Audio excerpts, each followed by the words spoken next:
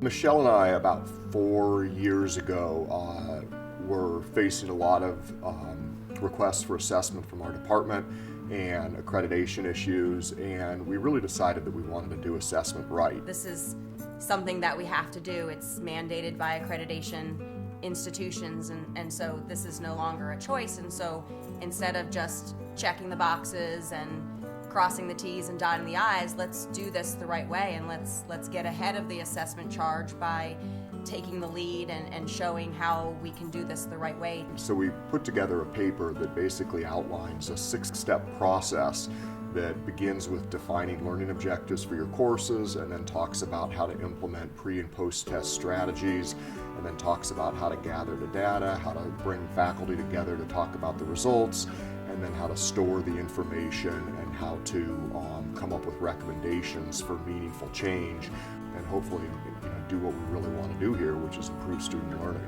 The upside is that if you collect these data in meaningful, systematic ways, then you really can use the data to ask the question, are we doing what we think we're doing in the classroom? And I think that's one of the lessons that we've learned over the past 7 years working on assessment, is that a meaningful assessment system really can lead to learning enhancement.